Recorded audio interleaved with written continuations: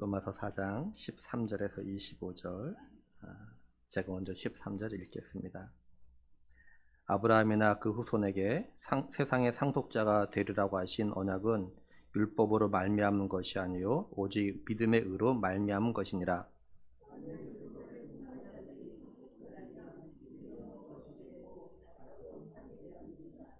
율법은 진노를 이루게 하나니 율법이 없는 곳에는 범법도 없느니라.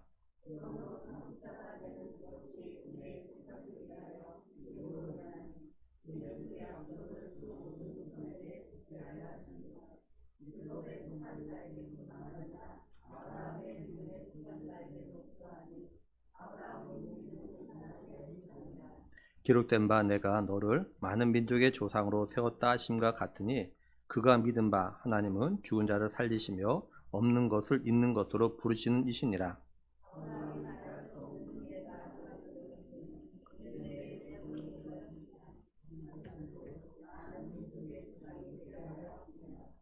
그가 100세나 되어 자기 몸이 죽은 것 같고 사라의 태가 죽은 것 같음을 알고도 믿음이 약하여지지 아니하고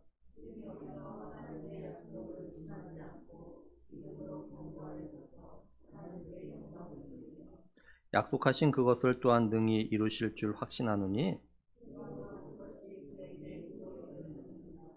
그에게 의로 여겨졌다 기록된 것은 아브라함만 위한 것이 아니요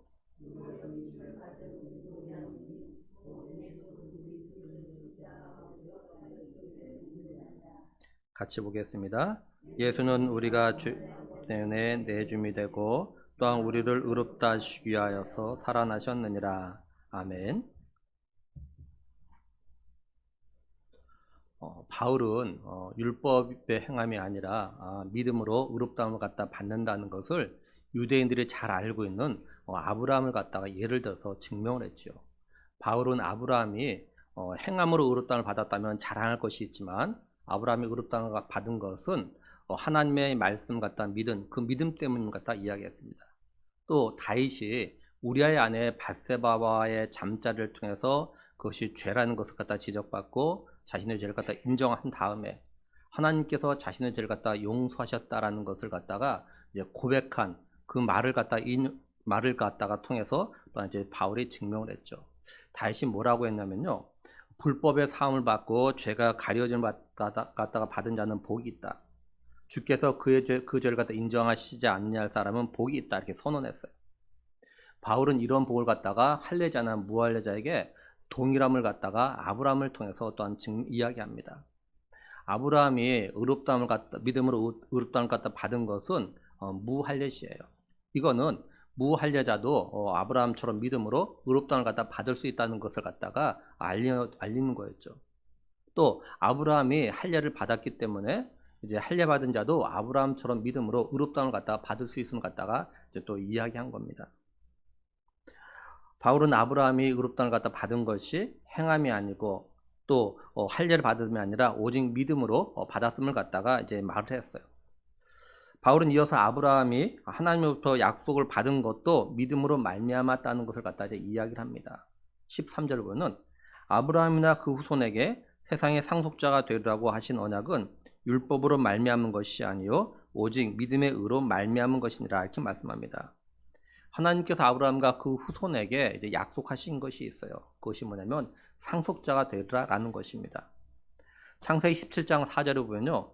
보라 내 언약이 너와 함께 있으니 너는 여러 민족의 아버지가 될지라 이렇게 말씀을 해요. 하나님께서 아브라함에게 이 말씀을 하시고요. 아브라함의 이름을 갖다 아브라함이라고 이렇게 바꿔주셨습니다. 그리고 하나님께서 아브라함에게 뭐라고 하셨냐면은 내가 너로 심히 번성하게 하고 너에게서 민족이 나오게 할 것이고 또 왕들도 너에게서 나오게 할 거다 이런 말씀하셨다고요. 하나님이 이 말씀을 하시고 아브라함에게 뭐라고 하셨냐면 창세기 17장 7절에요. 내가 내 언약을 나와 너 및 내 대대 후손 사이에 세워 영원한 언약을 삼고 너와 내 후손의 하나님이 되리라 이렇게 말씀하셨어요. 그러니까 하나님은 아브라함과 그 후손에게 상속자, 세상의 상속자 다시 말해서 세상을 물려주겠다라고 이렇게 언약을 하셨던 겁니다. 근데 하나님께서 하신 이 언약은요 율법으로 말미암은 것이 아니고 오직 믿음으로 말미암은 겁니다. 쉽게 말해서 아브라함이나 그 후손이 율법을 갖다 지켰기 때문에 또 하나님이 아브라함이나 그의 후손이 행함을 보고 이런 언약을 갖다 하신 것이 아니죠.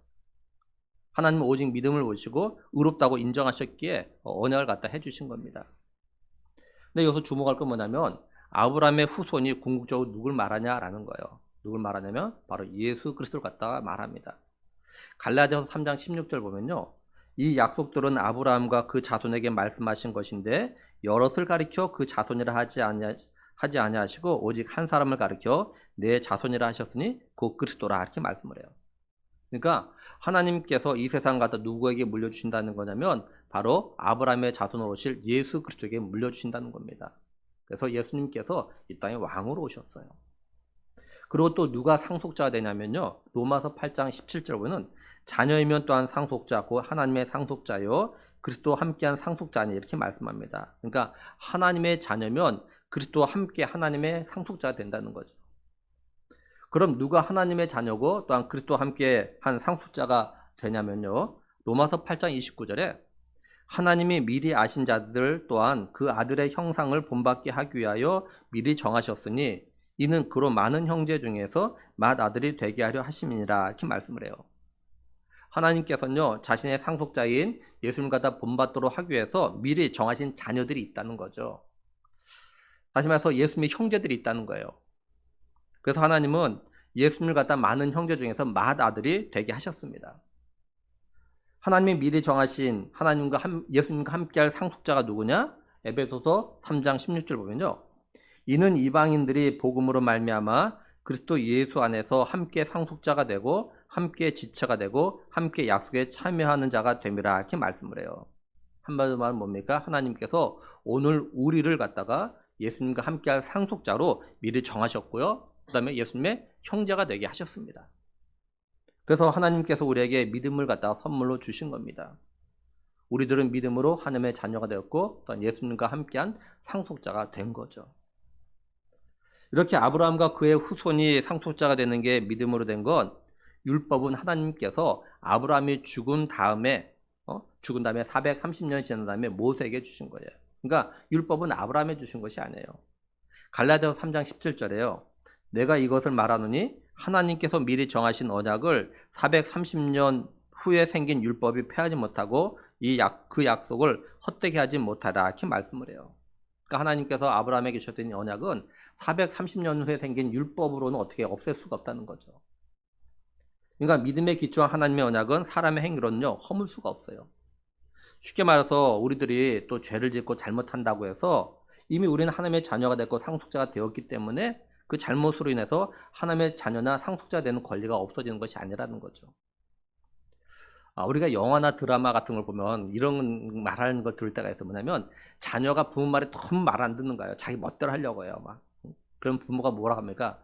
너 내 호적에서 빼겠다 이런 말 합니다. 호적에서 빼겠다. 제가 설교를 준비하면서 인터넷을 검색해 봤습니다. 호적을 정리할 수 있는 방법이 뭐가 있는가, 호적에서 정말 뺄 수가 있는가 봤어요. 근데 호적을 정리하는 여러 가지 방법이 나오긴 나오더라고요.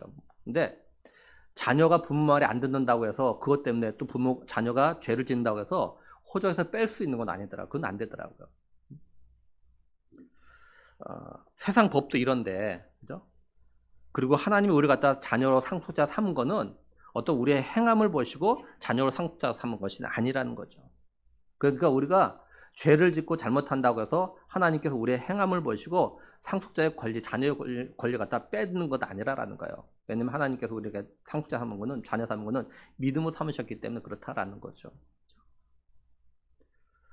그래서 바울은 하나님께서 아브라함과 그 후손을 세상의 상속자로 삼는 언약을 하신 게 율법이 아닌 믿음을 하신 이유에 대해서 14, 15절에서 두 가지를 갖다 말씀합니다. 헬라어 원문을 보면요. 14, 15절 앞에 왜냐함이라는 그런 접속사가 있어요. 그래서 첫째 이유가 뭐냐면 14절에 만일 율법에 속한 자들이 상속자이면 믿음은 헛것이 되고 약속은 파기되었느니라 이렇게 말씀하는 겁니다. 이걸 공동번역 개정판은요. 만일 율법을 지키는 사람들만이 상속자가 될 수 있다면 믿음은 무의미하게 되고 그 약속은 무효가 됩니다. 이렇게 번역했어요. 그러니까 만약에 율법을 갖다가 지키는 자만 상속자가 될 수 있다면 비록 믿음으로 의롭다함을 갖다 받은 아브라함이나 아브라함의 자손이라 할지라도 상속자가 될 수 없다는 거죠. 왜냐하면 아브라함이나 그 후손들은 율법을 갖다 다 행하지 못했기 때문에 그래요. 그리고 이 세상에서는 의인이 하나도 없기 때문에 그렇습니다. 그리고 만약에 사람이 율법을 행함으로 상속자가 될 수 있다면 하나님께서 우리에게 믿음을 선물로 주시지 않으시겠죠. 둘째 이유는 뭐냐면 15절에 율법은 진노를 이루게 하나니 율법이 없는 곳에는 범법도 없느니라 이렇게 말씀을 해요. 그러니까 율법의 기능과 역할이 뭐냐면 죄를 범한 사람을 갖다 정죄하고 심판하는 것이기 때문이라 라는 겁니다. 율법이 없으면 죄를 지어도요 그 지은 죄에서 정죄하거나 심판할 수가 없어요. 물론 그것이 죄고 잘못이에요.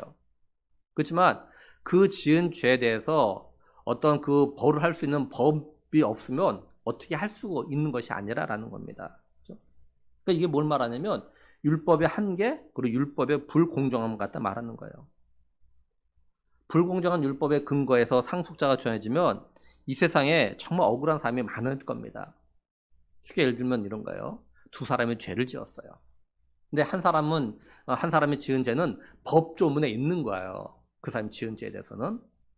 그래서 이 사람은 자기가 이 법조문에 있는 법대로 벌을 받았습니다. 근데 또 한 사람은 분명히 죄를 지었어요. 모든 사람일 때 이건 죄다, 이건 잘못이다 했는데 그 사람이 지은 죄는 아직까지 법조문에 없는 거예요. 법 조항이 없는 거예요. 그래서 이 사람은 벌할 수가 없는 거야. 분명히 죄고 잘못인데 벌할 수가 없어. 법 조문이 없기 때문에. 그러니까 이런 거 보면은 이게 그 법의 근거에서 율법의 근거에서 상속자 삼는 건 옳지 않다라는 거죠. 그래서 16절에 그러므로 상속자가 되는 그것이 은혜에 속하기 위하여 믿음으로 되나니 이는 그 약속을 그 모든 후손에게 굳게 하려 하심이라. 율법에 속한 자에게뿐 아니라 아브라함의 믿음에 속한 자에게도 그러하니 아브라함은 우리 모든 사람들의 조상이라 이렇게 말씀을 해요. 새 번역은 이러한 까닭에 그죠? 앞에서 말한 두 가지 이런 이유 때문에 이 약속은 믿음에 근거한 것입니다. 그것은 하나님께서 아브라함에게 이 약속을 은혜로 주셔서 이것을 그의 모든 후손에게도 곧 율법으로 사는 사람에게만 아니라 아브라함이 지닌 믿음으로 사는 사람에게도 보장하시려는 것입니다. 아브라함은 우리 모두의 조상입니다. 이렇게 번역했어요. 하나님이 이런 이유 때문에 율법이 아닌 믿음으로 상속자가 되게 하신 거예요. 이게 하나님께서 우리에게 주신 은혜라는 겁니다. 정말 율법에 의해서 상속자가 되게 하셨다면 율법을 갖다가 온전히 지킨 자가 하나도 없기 때문에 상속자가 될 사람은 아무도 없을 겁니다. 뿐만 아니라 율법을 갖다가 온전히 지켰다고 해도 율법 없는 죄를 지은 사람이 상속자가 되는 그런 불합리한 일이 생기게 되어지면 많은 사람이 억울하다고 불평과 원망을 갖다 하게 되겠죠. 하나님께서 믿음으로 상속자가 되는 은혜를 갖다 주신 건 율법에 속한 자, 다시 말해서 유대인으로서 예수 그리스도를 갖다가 믿은 사람들, 그리고 또 이렇게 그 아브라함의 믿음에 속한 자, 다시 말해서 이방인인데 예수 그리스도를 갖다가 믿은 사람 모두 똑같다라는 거예요. 그래서 마지막으로 하는 말이 아브라함은 모든 사람의 조상이다. 다시 말해서 유대인으로서 예수님을 갖다 믿은 사람이나 이방인으로서 예수 그리스도를 믿은 사람 모두에게 아브라함은 조상이 된다. 이렇게 말씀합니다. 바로 하나님께서 이처럼 아브라함을 갖다가 모든 사람의 조상으로 세우셨다는 것 갖다가 이제 성경을 근거로 해서 증명을 합니다. 먼저 17절에 기록된 바 내가 너를 많은 민족의 조상으로 세웠다 하심과 같으니 이렇게 말씀을 합니다. 이 말씀은요. 창세기 17장 5절에 이제 후로는 내 이름을 아브라함이라 하지 아니하고 아브라함이라 하리니 이는 내가 너를 여러 민족의 아버지가 되게 함이니라. 이 말씀을 갖다 인용한 거예요. 이 아브라함의 뜻이 뭐냐면 많은 무리의 아버지예요. 그러니까 여러 민족의 아버지란 뜻입니다. 이게 아브라함이. 하나님께서 아브라함을 갖다가 많은 민족의 조상으로 세우게 만들었던 아브라함의 믿음이 있어요. 다시 말하면 아브라함이 뭘 믿었기 때문에 하나님께서는 아브라함을 갖다가 많은 민족의 조상으로 삼으셨냐라는 겁니다. 17절 계속해서 보면 그가 믿은 바 하나님은 죽은 자를 살리시며 없는 것을 있는 것으로 부르시는 이시니라 이렇게 말씀을 해요. 그러니까 아브라함은요, 하나님은 죽은 자를 갖다 살리시는 분, 없는 걸 갖다 있게 하시는 분, 이걸 갖다가 믿었다라는 겁니다. 다른 말로 하면 아브라함은요, 하나님이 어떤 분이신 줄 알고 믿었다는 거예요. 그러니까 지금 바울은요, 아브라함의 믿음을 말하면서도 아브라함이 믿었던 하나님이 어떤 분인가에 대해서도 또한 이야기하고 있는 거죠. 아브라함이 믿었던 하나님이 어떤 분이냐? 죽은 자를 갖다 살리시는 분. 또 없는 걸 있게 하시는 분, 다시 말해서 무에서 유를 갖다 창조하시는 분이라는 겁니다. 아브라함 믿음으로 이런 하나님을 갖다가 자신의 삶 속에서 또한 경험했어요. 믿음으로. 18절 보면 아브라함이 바랄 수 없는 중에 바라고 믿었으니 이는 내 후손이 이같으라 하신 말씀대로 많은 민족의 조상이 되게 하려 하심이라 이렇게 말씀을 해요. 이 말씀은요, 창세기 15장 5절에 그를 이끌고 밖으로 나가 이르시되 하늘을 우러러 무뼈를 셀 수 있나 보라. 또 그에게 이르시되 내 자손이 이같으라 하신 이 말씀의 상황을 갖다 인용을 한 겁니다. 하나님께서 아브라함에게요, 이 말씀의 약속을 주실 때 아브라함의 나이가 85세였고요. 아브라함에게는 자식이 없었습니다. 그런데도 아브라함은 하나님께서 네 자손을 갖다가 하늘의 무별처럼 많게 해주겠다 하신 이 약속의 말씀을 갖다가 믿었던 겁니다. 하나님께서 아브라함의 이 믿음을 보시고 의롭다고 하시고 그 다음에 믿음의 조상이 되게 하셨던 거예요. 이건요, 아무나 믿을 수 있는 믿음이 아니라는 것을 갖다 또한 말해주는 겁니다. 또 하나님 하신 이 말씀을 아브라함이 그냥 말로만 믿은 것이 아니라 정말 진심으로 믿었다는 것 갖다 또한 말해주는 거죠. 무슨 말이냐면 하나님은요, 우리가 그죠? 정말로 마음으로 믿고 마음으로부터 믿고 믿는다라고 말하는 건지 아니면 마음으로는 의심하는데 믿지도 않으면서 그냥 말로만 믿는다고 하는지 이걸 다 아신다는 거죠. 왜냐하면 하나님 우리의 마음과 생각을 다 알고 계시고 보시기 때문에 그래요. 이제 아브라함의 이 믿음이 언제까지 어떤 상황까지 계속되었냐면요. 19절 20절 보면 그가 100세나 되어 자기 몸이 죽은 것 같고 사라의 태가 죽은 것 같음을 알고도 믿음이 약하여지지 아니하고 믿음이 없어 하나님의 약속을 의심하지 않고 믿음으로 견고해져서 하나님께 영광을 돌리며 이렇게 말씀을 해요. 그러니까 아브라함은요 85세 때 믿었던 믿음을 갖다가 100세가 되도록 믿고 있었다는 거예요. 근데 아브라함이 85세 때는 아직 자신의 몸이 죽지 않아서 믿었는지 몰라요. 근데 지금 100세는 자신의 몸이 이제 죽었다라는 거예요. 남자로서의 기능을 이제 할 수 없는 이런 상황이라는 걸 갖다가 알았다는 겁니다. 뿐만 아니라 자신의 아내 사라가 이제 여자로서의 생리가 그러니 폐경되어져 가지고 자녀를 간다는 것은 사람의 방법으로 불가능하다는 걸 갖다가 알고 있어요. 그럼에도 불구하고 믿음이 약해지지 않았다는 거죠. 뿐만 아니라 아브라함은 이런 상황에서도 하나님의 약속을 갖다 의심하지 않고 오히려 믿음으로 견고해져서 하나님께 영광을 돌렸다 이렇게 말씀을 해요.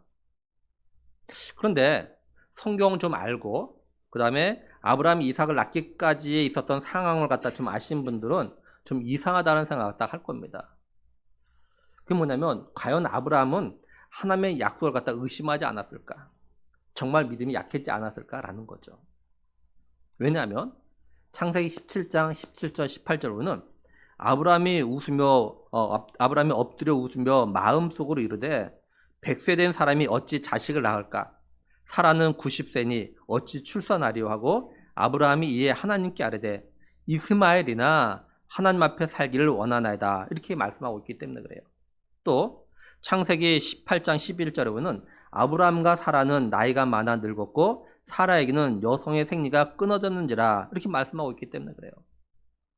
이 말씀 보면요, 아브라함은 하나님께서 자손을 갖다 주겠다고 하신 말씀을 갖다가 온전히 믿지 못했기 때문에 하나님 마음속으로 내 나이가 100세인데 그리고 남자로서 어떤 기능은 다 떨어졌고 그리고 내 아내 사라는 90세로서 아기를 낳을 수 있는 그 생리가 끊어졌고 폐경인데 도저히 한번 생각해도 자식을 하나님 아무리 말씀하셔도 자식을 낳을 가능성이 없다고 생각했기 때문에 하는 말이 뭐예요? 그냥 하갈과 사이에 낳은 이스마엘이나 하나님 앞에서 좀 살았으면 좋겠습니다. 이렇게 이야기한 거거든요, 이게. 그러니까 이 상황을 보면은 분명히 아브라함은요 믿음이 약해져 있어요. 또 하나님의 약속의 말씀에 대해서 사실 의심하고 있는 거예요. 근데 아브라함은 하나님의 약속의 말씀 듣고 어떻게 하냐면 사라와 잠자리를 같이 하죠. 이게 바로 하나님의 약속에 대한 믿음이 있어야 가능했던 겁니다, 이게. 그러니까 바울은 아브라함의 믿음이 약해지지 않았고 의심하지 않았고 믿음이 견고해서 하나님께 영광을 돌렸다고 말하는 건 뭐냐면 아브라함의 믿음이 전혀 약해지지 않았고 전혀 의심하지 않았다 이 말 같다는 것이 아니에요. 비록 아브라함이 순간적으로 믿음이 약해지고 의심을 하기도 했지만 이런 모든 의심을 갖다가 믿음으로 이기고 결론적으로 하나님의 약속의 말씀을 믿고 잠자를 해서 이삭을 갖다 낳게 되므로 믿음이 더욱더 견고해지고 하나님께 영광을 돌리게 되었다. 이 말 같아 하는 겁니다.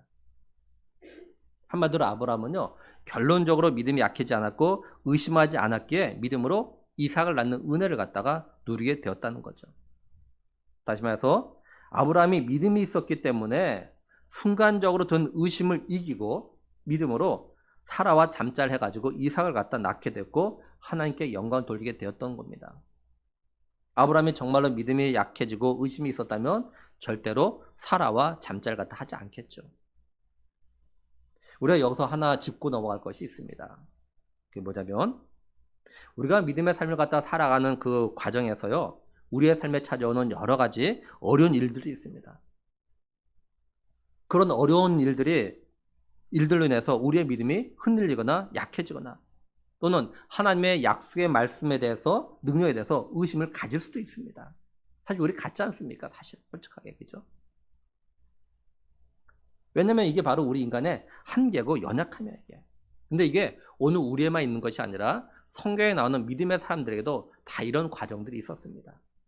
예를 들면은 우리가 새벽에 예레미야를 보지만 지난 금요일 새벽에 나눴던 이야기예요.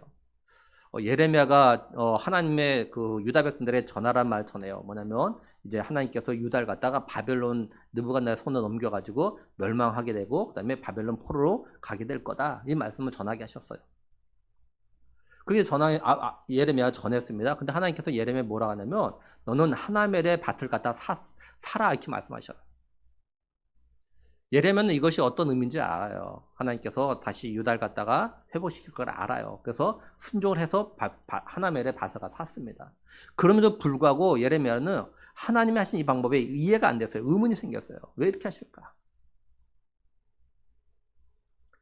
또 모세가 이제 이스라엘 백성을 갖다가 애굽에서 데리고 나와서 가나안까지 가는 가운데 광야에서 이런 일이 있어요. 이스라엘 백성들이 고기를 못 먹는다고 원망하고 불평해요. 모세가 하나님께 이야기합니다. 하나님, 이 백성들이 고기를 못 먹는다고 원망합니다. 그러니까 하나님께서 뭐라 하냐면 그럼 내가 이스라엘 백성들에게 한 달 동안 고기를 갖다 실컷 먹이겠다. 어느 정도 먹이냐? 이제 고기 냄새 맡아도 싫다고 할 정도로 다시는 고기 안 먹겠다고 할 정도로 한 달 동안 고기를 먹이겠다고 하셔요.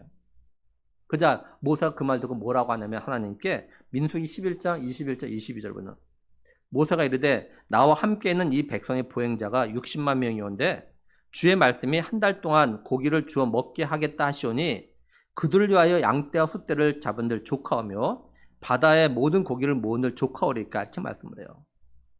이 말은 한마디 말은 뭐냐면 아무리 하나님이셔도 지금까지 하나님 어떤 능력을 보이신 하나님이 나도 알지만 이 많은 이스라엘 백성을 갖다 한 달 동안 고기를 먹인다는 건 불가능합니다. 다른 건 가능하지만 이건 정말 불가능해요. 이렇게 이 말이 해주기 말이에요. 그러니까 모세는 하나님이 하신 말씀을 갖다 믿지 못하겠다 이런 말입니다. 이게 지금. 사실 모세가 어떤 사람입니까? 하나님이 함께 하셔가지고 이적을 행했던 사람이에요. 누구라도 하나님의 능력을 봤던 사람입니다. 근데 모세도 하나님께서 이스라엘 백성들에게 한 달 동안 고기를 먹여주겠다 하는데 이건 믿지 못하겠다는 거예요. 어떻게 가능합니까? 이러는 거예요. 그래서 하나님께서 모세에게 뭐라고 말씀하시냐면요. 민수기 11장 23절에는 여호와께서 모세에게 이르시되 여호와의 손이 짧으냐? 내가 이제 내 말이 네게 응하는 여부를 보리라 이렇게 말씀하셨어요. 하나님 하신 이 말씀을 갖다 풀어서 이야기하면 이런 겁니다. 뭐라고 모세야? 넌 내 손이 짧아졌다는 거야? 너 내 능력을 못 믿어? 이 말이에요. 내가 약해져서 못한다고? 넌 내가 어떻게 하는지 보게 될 거다. 하나님께서 이 말씀은요, 막 화내서 하신 말씀이에요, 자신에게. 뭐? 날 못 믿는다고? 막 화낸 거야. 그러니까 이 땅의 모든 사람들이 아무리 하나님 능력을 갖다 많이 보고 경험하고 또 믿음이 있다는 사람들도요, 어느 한순간은요, 믿음이 약해지거나 믿음이 흔들리거나 의심도 하게 됩니다. 근데 중요한 건 뭐냐? 믿음이 약해졌느냐? 믿음이 흔들렸냐? 의심했냐? 이것이 아니라 이럴 때 이런 상황을 어떻게 넘어갈 수 있느냐? 어떻게 이 상황을 갖다가 극복할 수 있느냐? 어떻게 이길 수 있냐라는 겁니다. 다시 말해서 우리가 믿음의 삶을 살아갈 때요, 우리에게 찾아오는 믿음의 위기의 순간들을 갖다가 어떻게 이기고 믿음의 자리에 제대로 설 수 있느냐라는 겁니다. 그건 결국 뭐냐? 하나님의 약속의 말씀을 갖다 믿는 겁니다. 아브라함이나 사라가 자신들이 지금까지 기다렸던 자식을 갖다가 하나님께서 주신다고 했는데도 자신들의 나이와 몸 상태로 인하여서 믿음이 흔들리고 의심을 했지만 그래도 하나님의 말씀을 믿고 잠자리에 들어갈 수 있었던 거죠. 그래서 이삭을 낳을 수 있었던 거예요. 아브라함과 사라는요, 창세기 18장 14절 보면 여호와께 능하지 못한 일이 있겠느냐? 기한이 이를 때 내가 내게로 돌아오리니 사라에게 아들이 있으라. 이 말씀을 듣고 이 말씀 믿고 잠자리를 같이 했던 겁니다.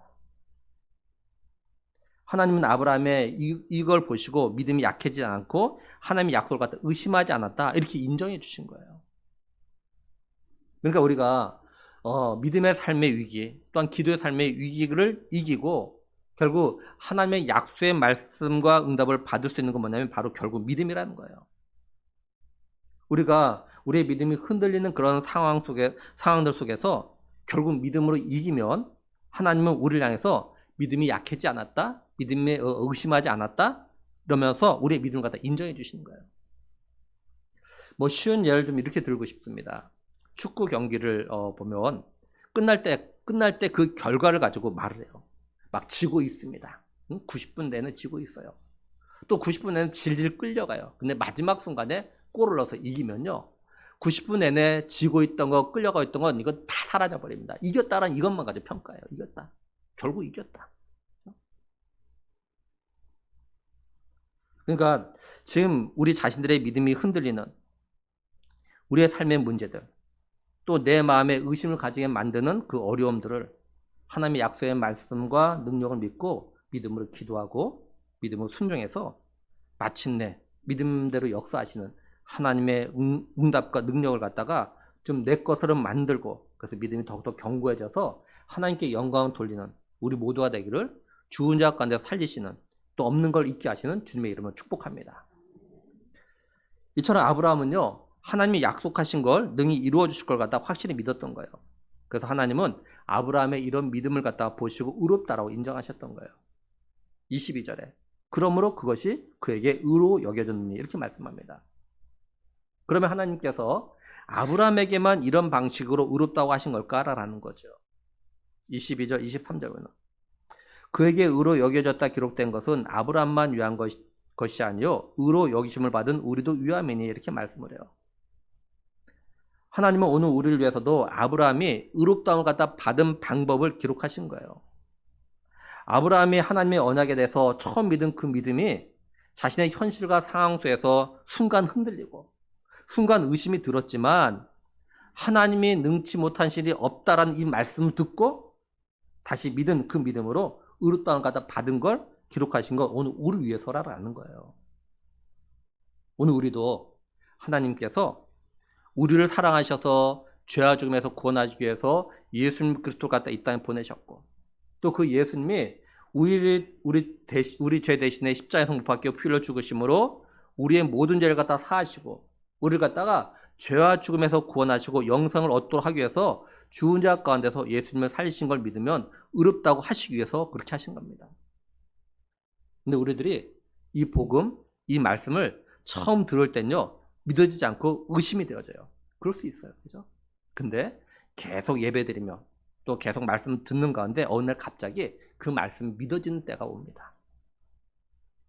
하나님은 우리가 비록 믿지 못하고 의심했지만 결국 하나님 말씀을 통해서 이걸 믿을 때 지난날 우리의 의심들, 믿지 못했던 것들 이건 전혀 생각하지 않으 하시고 이 믿음을 보시고 우리가 의롭다라고 하시는 거예요. 사실 우리 가운데 복음을 처음 듣고 그때부터 믿은 사람이 몇이나 될까요? 또 그 믿음, 이 믿음에 대해서, 그 복음에 대해서 한 번도 의심하지 않은 사람이 과연 몇이나 될까요? 하나님께서 아브라함이 의롭다움을 갖다 받는 과정을 기록한 건 아브라함만을 위해서가 아니라 오늘 우리를 위해서도 이렇게 하신 거예요. 하나님은 아브라함 물론이고 오늘 우리들도 연약한 존재라는 걸 너무도 잘 아십니다. 그래서 하나님은 우리의 연약함, 또 믿지 못하고 의심했던 것보다는 결국 우리가 하나님의 말씀을 믿게 된 걸 보시고 의롭다 해주신 거예요. 바울은 오늘 우리들이 하나님으로부터 의롭다함을 갖다 받기 위해서 믿어야 할 게 뭔지 분명하게 말합니다. 24절에서 25절까지 보면은 곧 예수 우리 주를 죽은 자 가운데 살리신 이를 믿는 자니라. 예수는 우리가 범죄한 것 때문에 내줌이 되고 또한 우리를 의롭다 하시기 위하여 살아나셨느니라 이렇게 말씀을 해요. 우리는 우리를 갖다가 죄와 죽음에서 구원하기 위해서 십자가에서 우리 죄 대신에 피 흘려 죽으신 예수님을 갖다가 죽은 자 가운데서 다시 살리신, 다시 말해서 예수님을 갖다가 부활하게 하신 하나님을 갖다가 믿어야 돼요. 그리고 예수님이 내가 지은 죄 때문에 십자가에서 피 흘려 주셨고 또한 나를 갖다 의롭다고 인정받도록 하기 위해서 살아나셨다는 것 갖다 믿어야 돼요.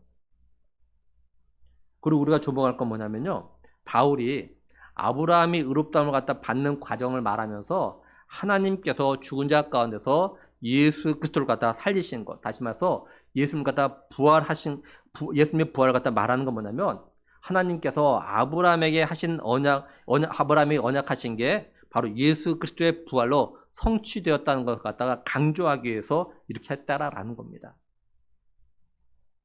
이제 말씀을 정리하면 하나님께서 아브라함과 그 후손에게 이제 세상 물려주는 상속자가 되게 하겠다고 하신 언약은 율법을 지킴으로서가 아니라 믿음으로 말미암은 거예요. 한마디로 하나님은 믿음을 보시고 상속자로 삼으셨던 거죠. 하나님은 상속자가 되는 게 은혜가 되도록 율법이 아닌 믿음으로 이렇게 해주겠다고 약속하셨는데 이건 율법에 속한 자는 물론이고 아브라함에게 속한 자들에게도 동일하게 해주신 약속이었습니다. 그래서 아브라함은 모든 사람들의 조상인 겁니다.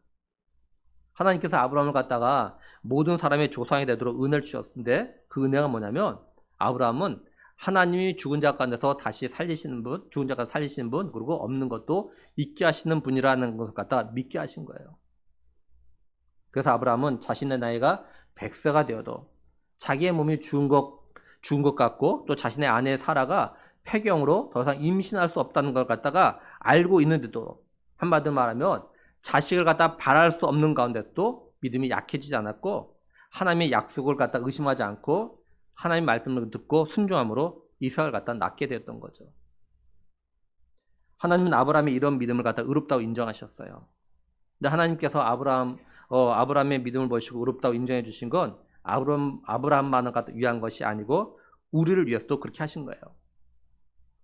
오늘 우리는 하나님께서 예수님을 우리 죄 때문에 십자가에서 피를 죽게 하시고 우리를 의롭다고 하시기 위해서 살아나셨다는 걸 갖다 믿을 때 의롭다고 인정을 받게 되는 겁니다. 근데 우리가 기억할 건 뭐냐면 우리가 이렇게 믿는 것도 하나님의 은혜라는 거예요. 무슨 말이냐면 내가 복음을 갖다가 믿고 싶어서 믿는 것이 아니라 하나님이 나로 하여금 복음을 갖다 믿을 수 있는 은혜를 갖다 주셔야 한다는 거예요. 그래서 우리가 하나님께 내가 복음을 갖다 온전히 믿을 수 있는 은혜를 달라고 기도해야 되는 겁니다. 하나님이 우리에게 은혜를 주시면 예수님이 내 죄를 위해서 십자가에 못 박혀 죽으셨다라는 것.